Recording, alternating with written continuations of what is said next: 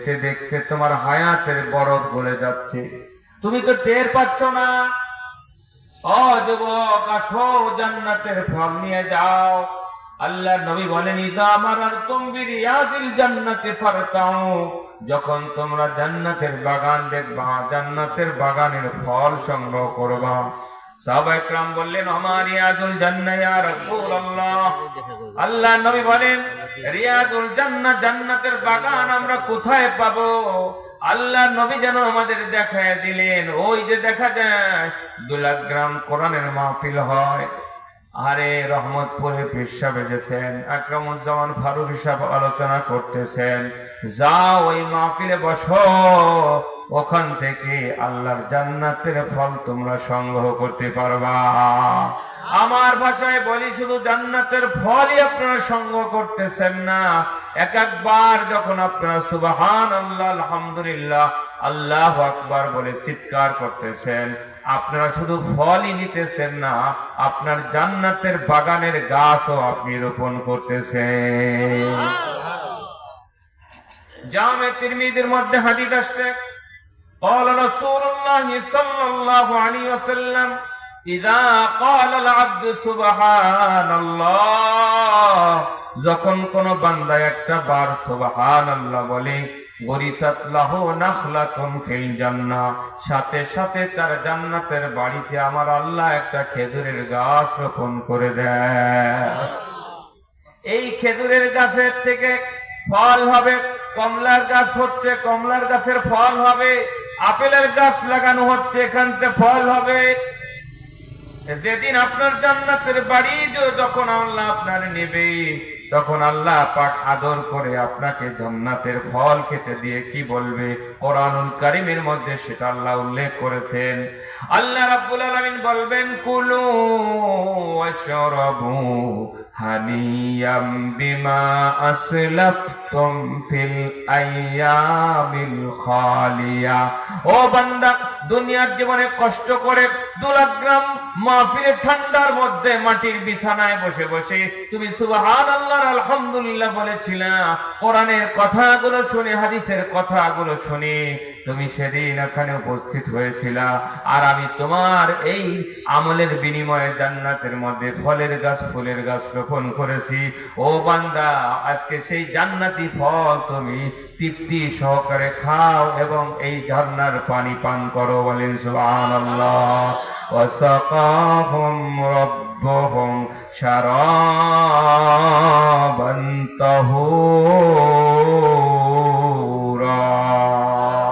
আল্লাহ সেদিন আপনাদের শারাবান তাহুরা পান করাবে। ও যুবক, দুনিয়ার মদ খাওয়া বাদ দিয়ে দাও, ইয়াবা ছেড়ে দাও, দুনিয়ার শরাব ছেড়ে দাও, দুনিয়ার মাদক দ্রব্য গ্রহণ করো না। আল্লাহ তোমাদের জান্নাতের মধ্যে শারাবান তাহুরা পান করাবে। আল্লাহু আকবার। আসো জান্নাতের বাগানে, আসো কোরআনের কথা শোনো। আল্লাহর কোরআন যেখানে সেখানেই রহমত, এরকম ঠিক কিনা? কোরআনের মতো সুন্দর আওয়াজ আর কোথাও পাওয়া যায় না, কারণ কোরআন হলো আপনার আমার সকলের রব, আমার আল্লাহর বাণী। কথা ঠিক কিনা? কোরআন মধুর বাণী, আমি যখনই শুনি আমার মন ভরে যায়। ঠিক কিনা? কোরআন মধুর বাণী, আমি যখনই শুনি আমার মন ভরে যায়। শোনো বলি মুসলমান, পড়ে দেখো না কোরআন। শোনো মুমিন মুসলমান, পড়ে দেখো না কোরআন। কত শান্তি পাওয়া যায় কোরআন মধুর বাণী, আমি যখনই শুনি আমার মন ভরে যায়। ঠিক না? কোরআনের আওয়াজ শুনলে যাদের মনের মধ্যে ঈমান আছে তাদের দিলটা ঠান্ডা হয়ে যায়। ঠিক না? এই জন্য আমরা কোরআনের কথা শোনার জন্য ঠান্ডার মধ্যে মাটির বিছানায় কত বুড়ো মানুষ, কত বয়স্ক মানুষরা, যুবকেরা, ছোট্টরা বসে গেছে।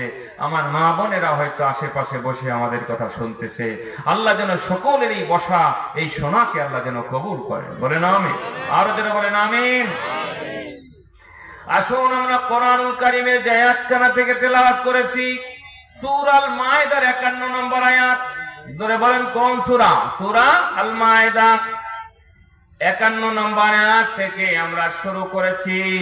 আল্লাহ রাব্বুল আলামিন মুমিনদেরকে ডেকে বলেন, ইয়া আইয়ুহাল্লাযীনা আমানু।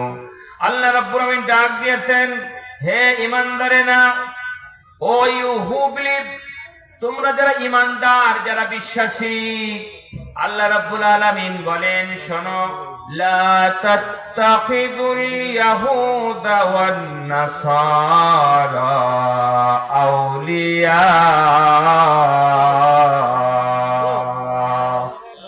আর চিৎকার বলেন আল্লাহু আকবার।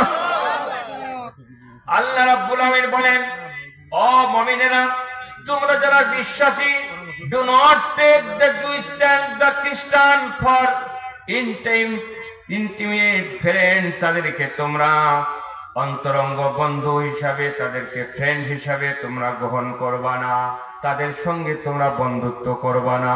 যারা ইহুদি, খ্রিস্টান, মুশরিক, নাস্তিক, মুরতাদ, যারা আল্লাহ বিরোধী, ইসলাম বিরোধী, এই বেঈমানদারদেরকে তোমরা কখনো বন্ধু বানাবা না।